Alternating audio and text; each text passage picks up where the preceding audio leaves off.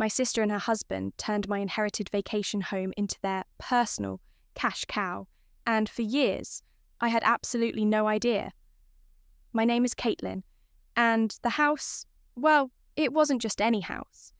It was a little slice of heaven nestled by the lake, the place where my grandparents, Josephine and Theodore, had poured their hearts and savings.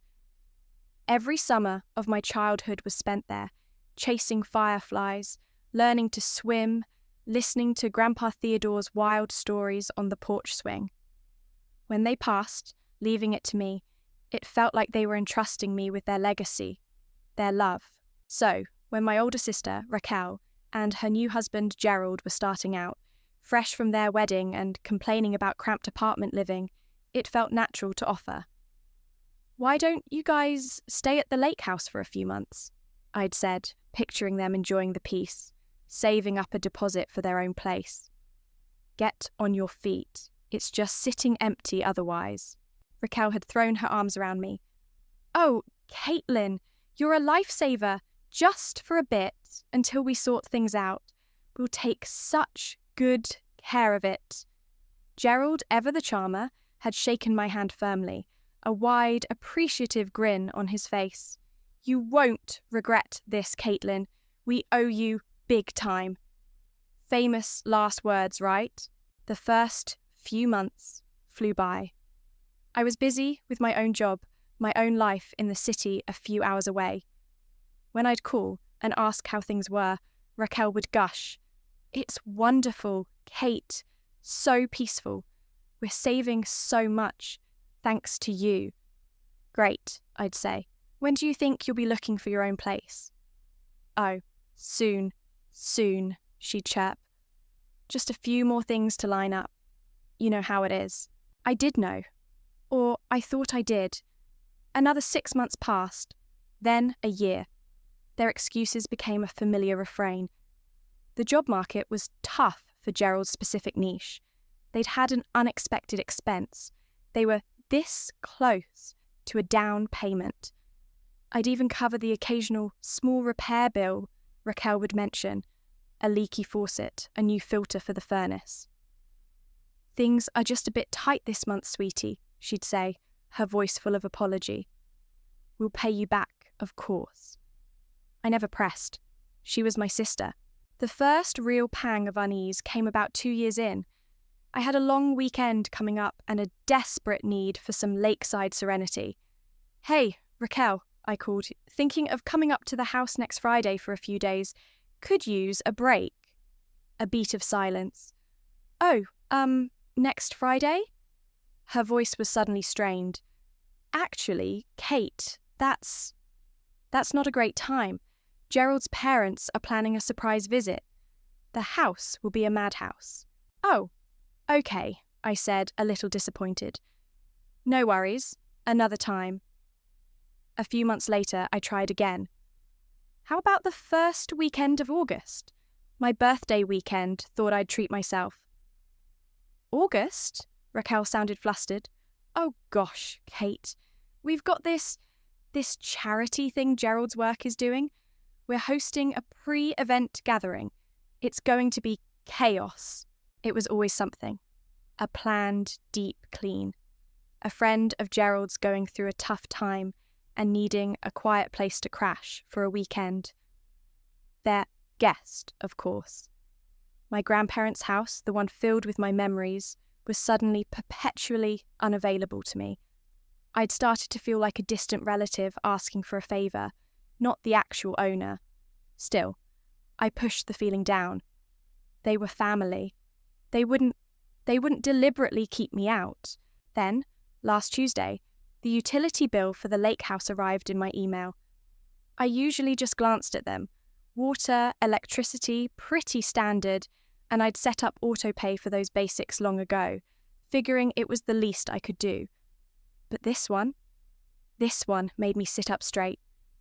The electricity usage was through the roof, nearly triple what it had ever been, even during the coldest winters when Grandpa Theodore kept the heating cranked. The water bill looked like they were supplying a small army. My finger hovered over the total. It was more than my own monthly mortgage payment. What in the world were they doing up there? I called Raquel immediately. Hey, did you guys get a copy of the latest utility bill for the lake house? The electricity is insane. A slight pause. Oh, that. Raquel's voice was breezy, almost too casual. Yeah, we had a small issue with the water heater. It was running constantly for a bit. Gerald sorted it out, though. It's fixed now. Don't worry about it. A small issue that tripled the bill? I pressed, a knot tightening in my stomach. That sounds like more than a small issue, Raquel. Well, you know how those old things can be, she said, a hint of impatience creeping in. Anyway, it's handled. We're being super careful now. She quickly changed the subject, asking about my work, my cat, anything but the house. I let it go, but the explanation felt thin, like a hastily patched hole. A few days later, I was having coffee with my friend Robin. I've known Robin since college, and she's got a no-nonsense attitude I've always appreciated. I found myself venting about the utility bill, the constant excuses, the feeling of being locked out of my own property. Caitlin, Robin said, stirring her latte slowly, her eyes fixed on mine. You're paying for the upkeep, right? Like property taxes, insurance, all that jazz? Well, yeah, the big stuff. I assumed they were handling utilities, but then this massive bill, and they've been there, 3 years now, rent-free? I winced. Closer to 4, actually. Robin raised an eyebrow. 4 years, and you're still footing bills because they had a small issue with the water heater? She leaned forward. Look, I don't want to stir things up, but I've seen some weird stuff on Instagram lately. You know how people tag locations? I've seen a bunch of posts from people I don't know, tagging the lake, your lake, partying, weekend getaways, different groups of people, Kate. I stared at her. What? Strangers? At my grandparents' house? The idea felt like a physical blow. No, that can't be right. Raquel would have told me if they were having lots of guests. Would she? Robin asked gently. She tells you it's not a good time whenever you want to visit. Think about it. I wanted to dismiss it. I really did. My sister wouldn't lie to me on that scale. But Robin's words, combined with the astronomical utility bill and the years of vague excuses, planted a seed of deep, uncomfortable doubt. It started to gnaw at me, a persistent itch I couldn't scratch. I tried to get more information from Raquel, subtly at first. So, what have you guys been up to at the lake? Keeping busy? Oh, she'd say vaguely. Just enjoying the peace and quiet. Gerald's been doing a bit of fishing. Anyone visit recently? Just us. We're really trying to save, keeping things low-key. Her answers were always brief, always steering the conversation away from the house itself. The more I asked, the more evasive she became, her voice taking on that slightly annoyed edge. The doubt grew, festering. Robin's words about Instagram echoed in my mind. Different groups of people. One evening, fueled by a growing sense of dread and a glass of wine, I sat down at my laptop. My fingers trembled slightly as I typed the address of the lake house into a search engine. I wasn't even sure what I was looking for. Maybe a local news article, a community forum mentioning the property, anything. What popped up made my blood run cold. There it was, listed on a popular short-term rental website. Lakeside Haven Retreat, the title screamed, accompanied by professionally taken photos. Photos I'd never seen, showcasing angles and decor that were subtly different, more impersonal. My grandparents' cozy, slightly worn armchairs had been replaced with sleek, modern furniture. The listing boasted of newly renovated bathrooms and luxury amenities, and the reviews, dozens of them, glowing. Perfect getaway spot. Amazing hosts, so responsive. Already booked our next trip. The calendar showed it was booked solid for months in advance, weekends and weekdays alike, at a nightly rate that made my jaw drop. The host profile was generic, lakefront escapes with no personal names attached. My house, my grandparents' legacy, turned into a bustling anonymous hotel, and I was the last to know. My hands were shaking so badly I could barely control the mouse. Lakeside Haven Retreat. I clicked through the photo gallery, each image a fresh stab of betrayal. The handmade quilt Grandma Josephine had stitched for the master bedroom. Gone, replaced by a generic, hotel-style duvet. Grandpa Theodore's collection of antique fishing lures, lovingly displayed on the mantelpiece, vanished. The whole place looked sterilized, efficient, profitable. I felt sick. This wasn't just them having a few friends over. This was a full-blown business. My business, apparently, only I wasn't seeing a dime. My mind raced back to all those high utility bills. Of course they were high. The house was constantly occupied. The small issue with the water heater was probably just the strain of endless showers from paying guests. Then I remembered something else. Raquel and Gerald had become increasingly private on social media over the last couple of years. They'd always been avid posters, but suddenly their accounts were locked down, their friend lists culled. I'd assumed it was just a phase, a desire for more privacy. Now, a more sinister reason occurred to me. With a surge of adrenaline, I navigated to their profiles. Raquel's was still private, but Gerald had apparently forgotten to tighten his settings completely. His feed was a public spectacle of a life I didn't recognize. There they were, beaming, clinking champagne glasses in what looked like a Michelin-starred restaurant. Gerald sporting a new, ridiculously expensive-looking watch. Raquel draped in designer clothes I knew she couldn't afford on her part-time assistant's salary. Exotic vacations, skiing in Aspen, lounging on a beach in Bali, a city break in Paris. Captions boasted about living the dream and hard work paying off. One post, a smug selfie of them in front of a brand new luxury SUV, was particularly galling. Gerald had written, "Finally upgraded our ride. Jacques entrepreneur life after property management asked success." Property management. Their successful property management venture. My stomach churned. They weren't just living rent-free, they were funding this extravagant lifestyle with my house, my inheritance, my generosity. The audacity was breathtaking. I scrolled further, a knot of ice forming in my chest. There were photos of them at the lake house, with their friends, laughing, posing. In one, Raquel was showing off a newly remodeled kitchen. Our little slice of paradise, finally getting the upgrades it deserves, she'd captioned it. Upgrades. I hadn't authorized, hadn't paid for, hadn't even known about. The rental listing had bragged about these recent upgrades, implying they were the diligent owners investing in their property. The sheer, calculated deception of it all, spanning years, it was like a punch to the gut. They hadn't just overstayed their welcome. They had systematically exploited my trust, my family ties, my home. They had built an entire fraudulent empire on my kindness. Then, something on the rental site caught my eye, a detail I'd overlooked in my initial shock. Under the host information section, buried in the fine print for local service contacts, a recommended plumber, an emergency electrician, was a familiar name. My name. Caitlin. Not Lakefront Escapes.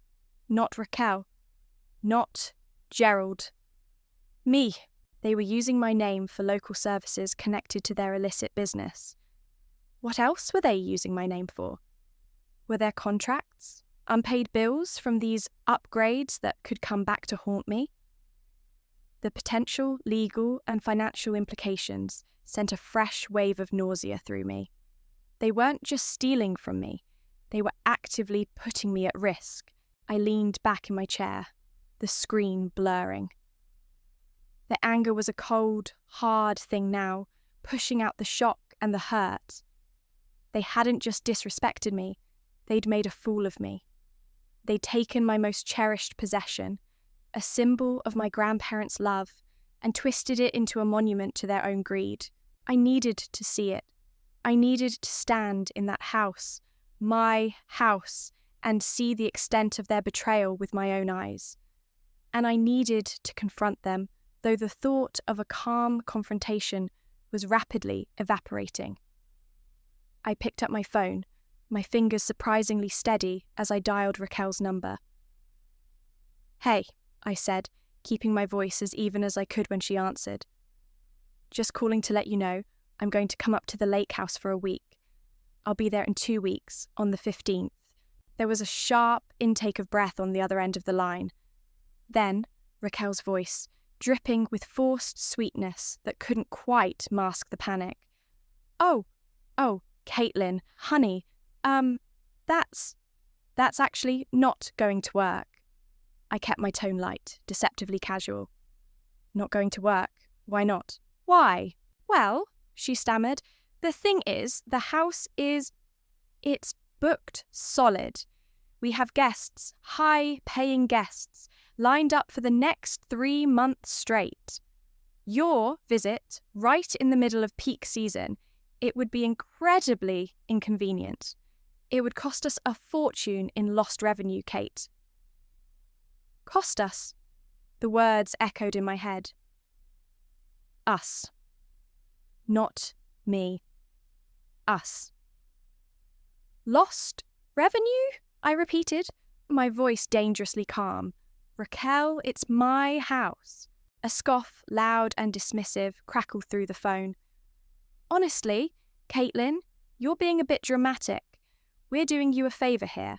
We're managing it, keeping it pristine, increasing its value with all the improvements. You should be grateful for the income we're generating. It's practically a goldmine now, thanks to our hard work." My knuckles were white as I gripped the phone. The sheer, unadulterated entitlement was staggering. She genuinely believed this. She genuinely believed she was doing me a favour by stealing from me, by lying to me, by turning my home into her personal ATM. "The income you're mostly generating," I finally managed, my voice tight. "Raquel, I haven't seen a single penny of this supposed income. And those improvements, I never authorised any of them."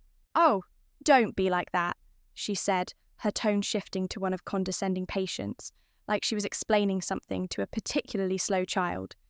"It's all going back into the property, sweetie, and, covering our expenses. Managing a place like this isn't cheap." Suddenly, Gerald's voice boomed onto the line, evidently on speakerphone. "Yeah, Caitlin, what Raquel is saying. We've poured a lot of sweat equity into that place. It was practically falling apart when we got here. Practically falling apart?" My grandparents had meticulously maintained that house. It was old, yes, full of character, but it was solid, loved. The only thing falling apart was their tissue-thin facade of decency. "You're making it sound like you're the owners," I said, the words tasting like ash. "Well, in a way, we kind of are, aren't we?" Gerald chuckled, a smug, self-satisfied sound. "We're the ones putting in the work, making it profitable. You've barely even visited in years. We're the ones treating it like a real asset."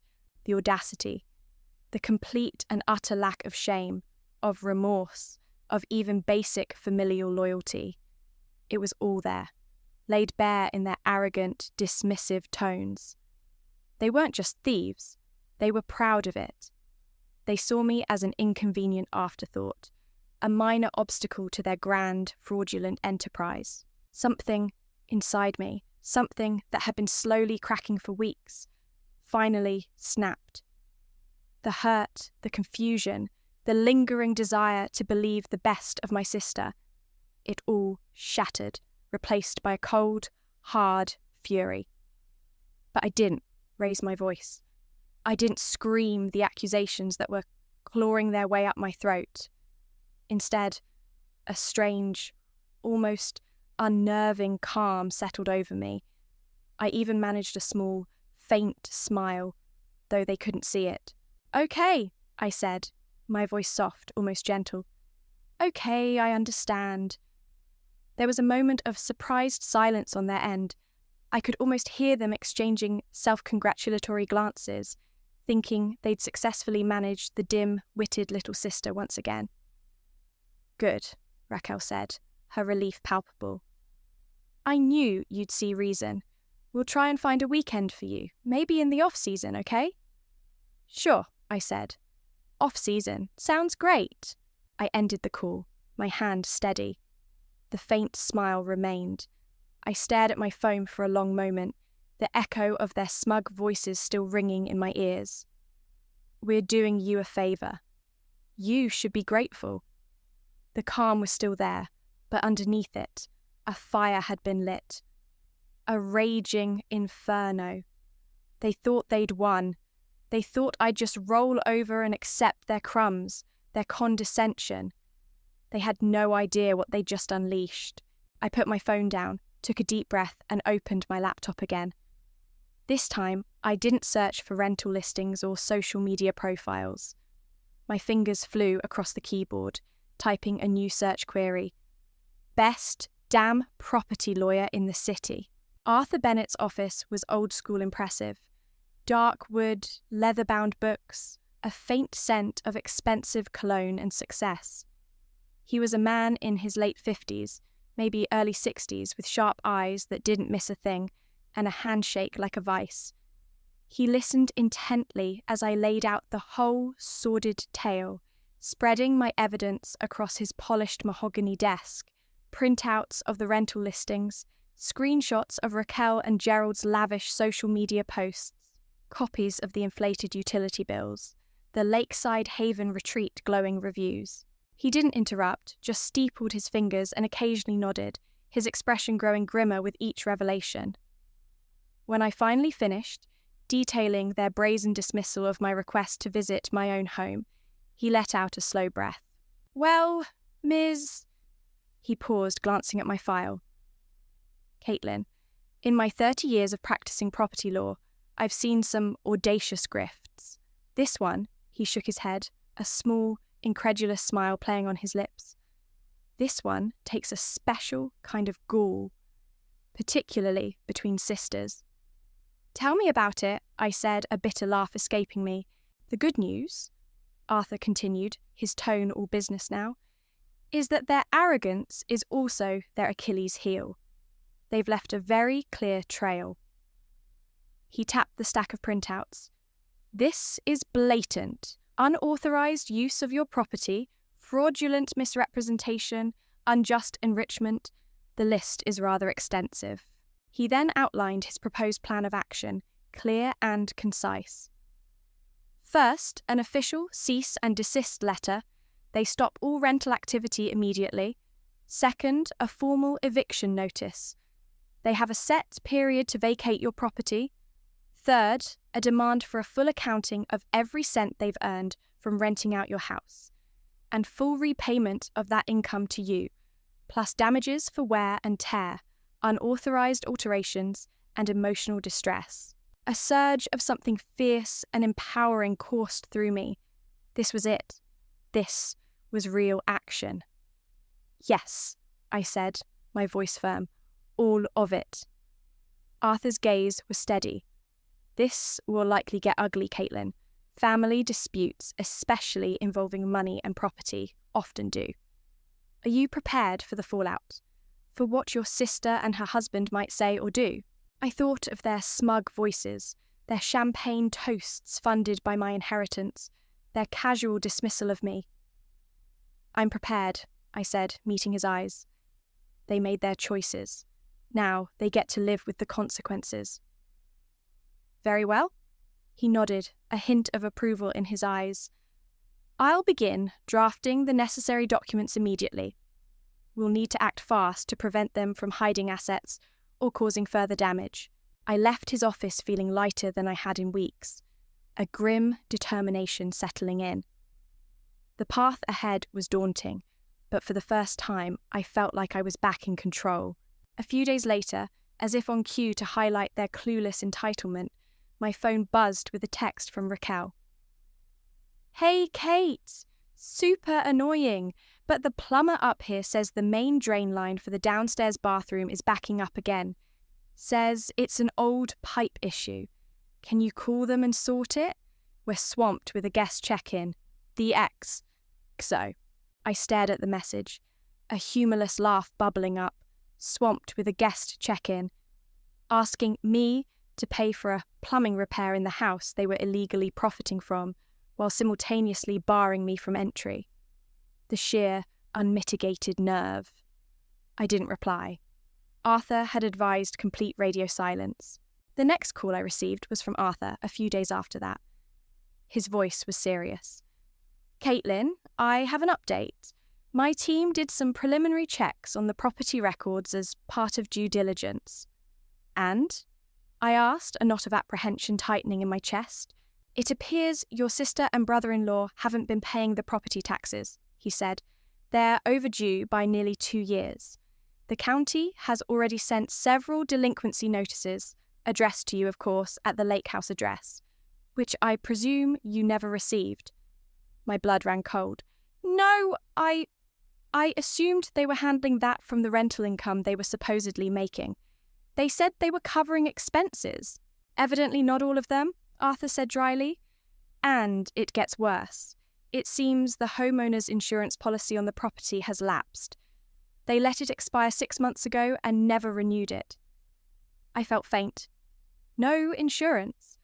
On a property being constantly used by strangers, with upgrades of unknown quality, and now overdue property taxes that could lead to a lien, or worse. "So, if that place had burned down last week, you would have been completely unprotected," Arthur finished grimly, "facing a total loss and still liable for the unpaid taxes. They haven't just been greedy, Caitlin.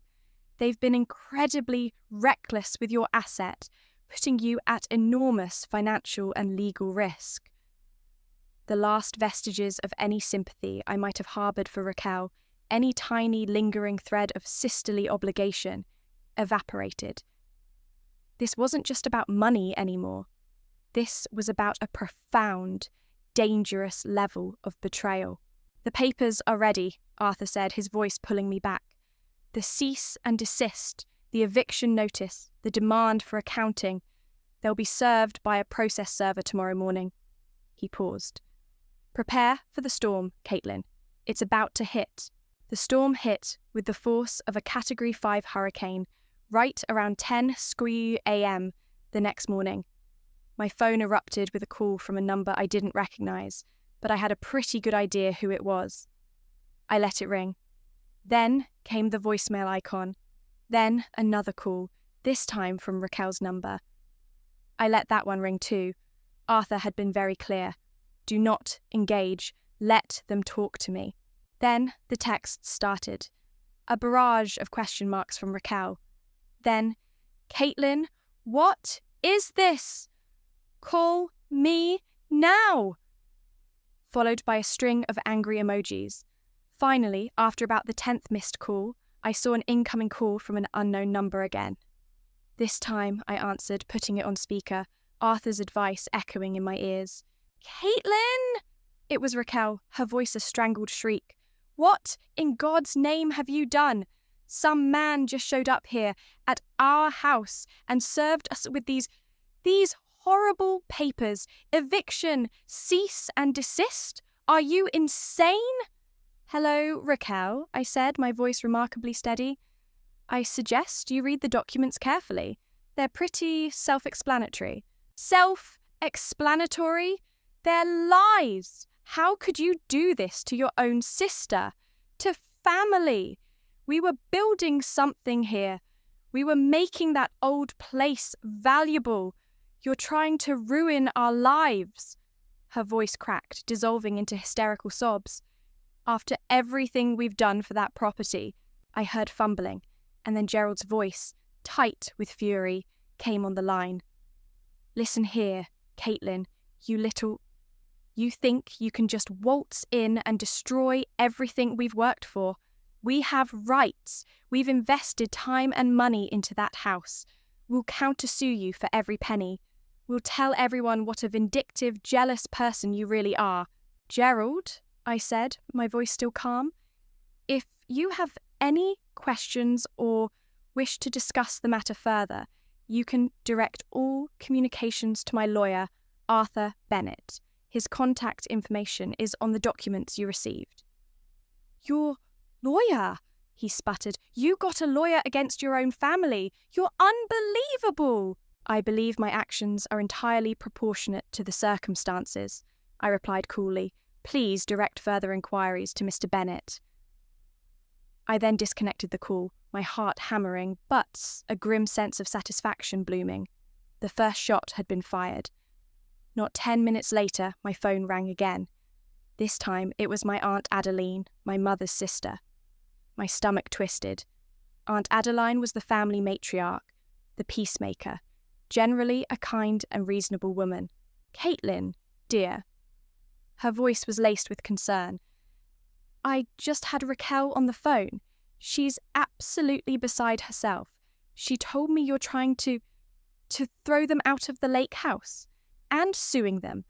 There must be some misunderstanding, surely. I took a deep breath. Aunt Adeline, there's no misunderstanding. There's a lot Raquel hasn't told you. And then, calmly and methodically, I laid it all out for her. The years of rent-free living that turned into a secret business, the lavish lifestyle funded by my property, the constant lies, the refusal to let me visit, the discovery of the rental listings, the unpaid taxes, the lapsed insurance. I told her about the lakeside haven retreat and the glowing reviews from strangers enjoying my grandparents' home while I was kept out. There was a long silence on the other end of the line when I finished. I could almost hear her processing the sheer scale of the deception. She told me you were just being difficult, Aunt Adeline finally said, her voice small, shocked. That you were jealous of their success with the little rental project they had going to help with upkeep. Their little rental project was a full-time, undeclared business generating tens of thousands of dollars, none of which I saw, while they put my property and my finances at serious risk, I stated flatly. They weren't just staying there, Aunt Adeline. They were exploiting it, and me. Another pause. Oh, Caitlin, she said, and the disappointment in her voice was profound. I had no idea. That's dreadful. The fight seemed to go out of her. She didn't try to persuade me to be reasonable anymore. She just sounded tired and sad. The next communication came a few days later. Not via a hysterical phone call, but a crisp, formal email from a law firm I didn't recognize. It was a settlement offer from Raquel and Gerald, forwarded by Arthur with a single commented line. As expected. Your call, but I advise a firm no. I opened the attached letter. It was a masterpiece of self-serving delusion. They offered to vacate the property within 60 days, but only if I agreed to waive any claim to past rental income. Furthermore, they demanded I pay them $20,000 for unreimbursed improvements and management services they had so generously provided. They were still clinging to the fantasy that they were the aggrieved party, the hard-working entrepreneurs being unfairly targeted.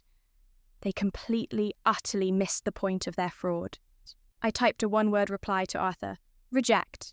The 30-day eviction notice period expired on a crisp October morning. True to form, Raquel and Gerald had made no move to vacate. Their lawyer had sent a few blustering letters, full of vague threats and indignant claims. But Arthur had swatted them away like annoying flies. They were clearly hoping to drag things out, to force me into some kind of desperate negotiation, where they could still salvage something from their wreckage. They underestimated me. I met Arthur at the local sheriff's office an hour before the scheduled eviction time. A uniformed deputy, a stern-faced man named Miller. No relation, thankfully, was assigned to accompany us. "Just here to keep the peace, ma'am," he said, his voice neutral. Driving to the lake house, my lake house, felt surreal. This was it, the culmination of months of anger, stress, and a steely resolve I hadn't known I possessed. As we pulled up, I saw Gerald's ostentatious SUV still parked in the driveway. No moving trucks, no boxes stacked on the porch, just an air of defiant occupation. Arthur knocked firmly on the front door. After a long moment, it opened a crack, and Raquel's pale, strained face appeared. Her eyes, usually sparkling with mirth or mischief, were red-rimmed and narrowed with resentment. "What do you want?" she snapped, not even looking at me. "Raquel," Arthur said, his voice calm but firm, "the legal period for you to vacate the premises has expired. We are here with Deputy Miller to ensure the court order is enforced. You need to leave now." "This is harassment," Gerald's voice boomed from inside. He appeared behind Raquel, his face flushed, radiating impotent fury. "You can't just throw us out onto the street." "Actually," Arthur said, holding up a copy of the court order, "we can, and we will. You've had 30 days. The time for discussion is over." Deputy Miller stepped forward slightly. "Folks, I suggest you cooperate. It will be a lot easier on everyone." The next hour was a chaotic, humiliating spectacle. Raquel alternated between tearful pleading, "Caitlin, please, don't do this to us. Where will we go?" and spitting venom, "You'll regret this. You're destroying this family." Gerald mostly postured and muttered threats under his breath, but the fight was visibly draining out of him as he realised there was no bluffing his way out of this one. They were forced to hastily pack essential belongings into suitcases and trash bags, their luxury items. The designer clothes, the expensive electronics, the symbols of their stolen lifestyle, looking absurdly out of place amidst the sudden squalor of their eviction. Several neighbours, drawn by the sight of the sheriff's car, watched from their yards with undisguised curiosity. These were the people who had known Raquel and Gerald as the affluent, successful owners of Lakeside Haven Retreat. The humiliation was palpable.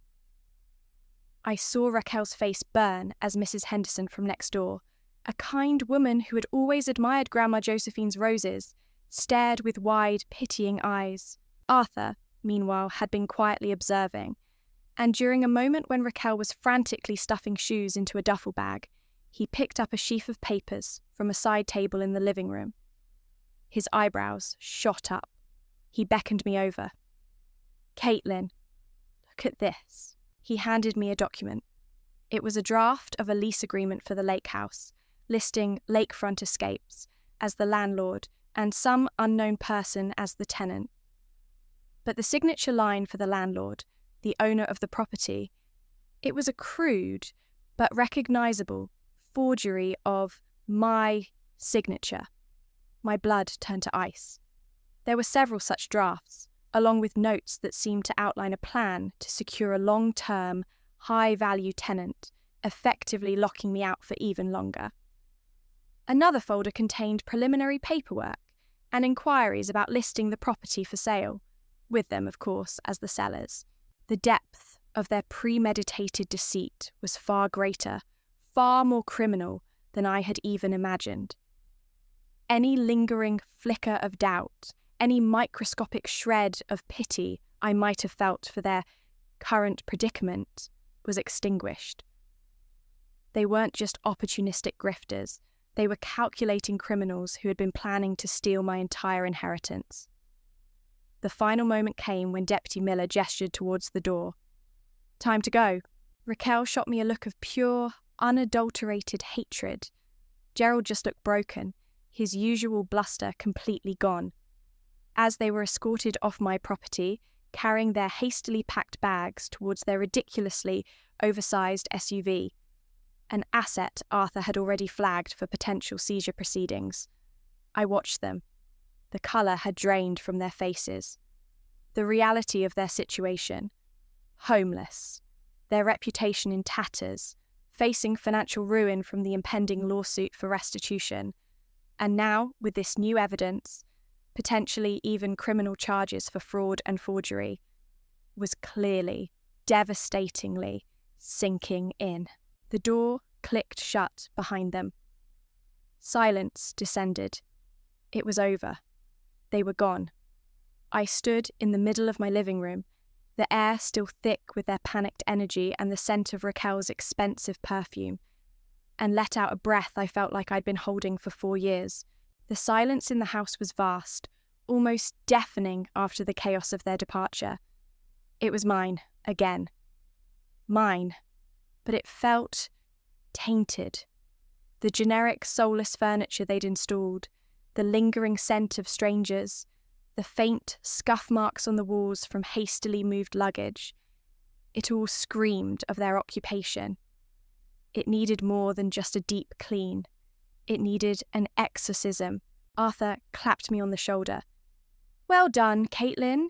You stood your ground." He gestured around.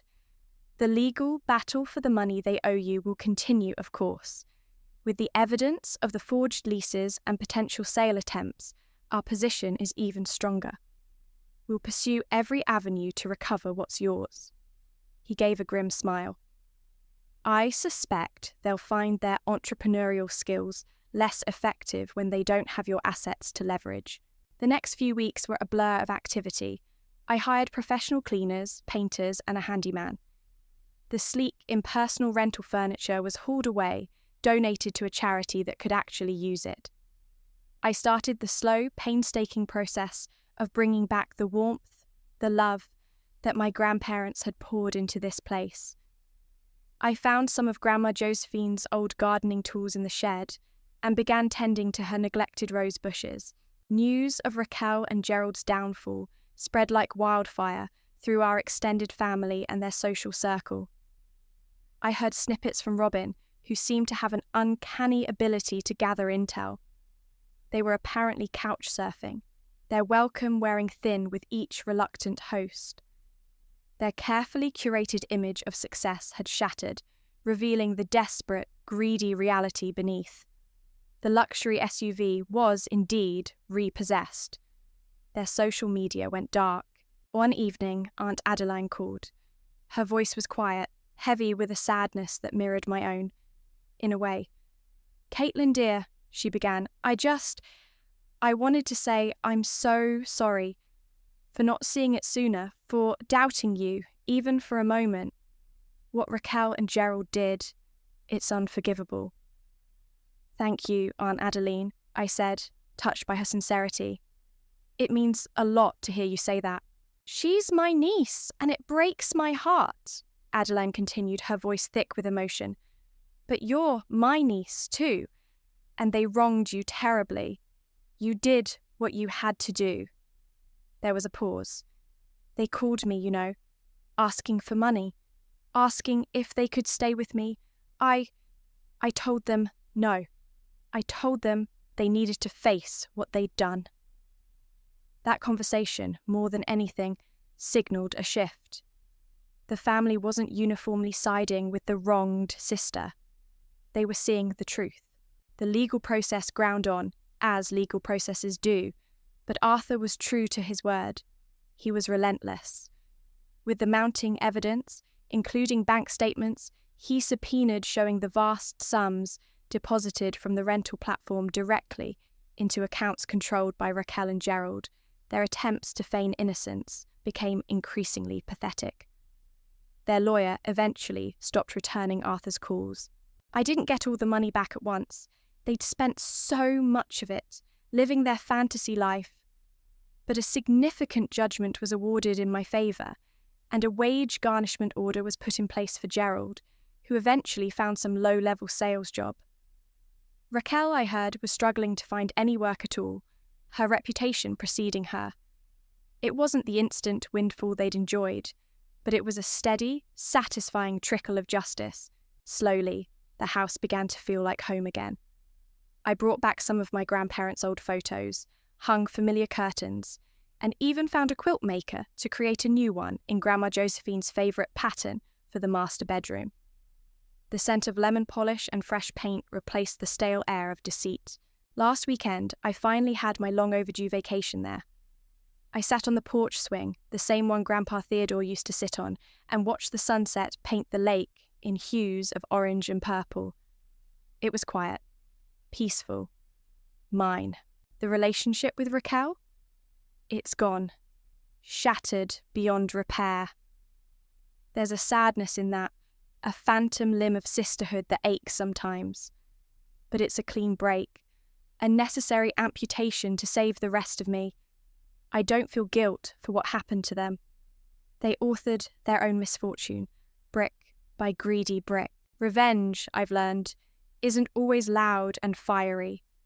Sometimes it's the quiet, methodical reclaiming of what's yours. Sometimes it's watching consequences unfold naturally from seeds someone else sowed. The house, once a symbol of their betrayal, is now becoming a place of healing, a testament to resilience. My family is smaller, yes, but my world, my peace of mind, is finally, blessedly, back under my own control. And that's a victory sweeter than any stolen champagne.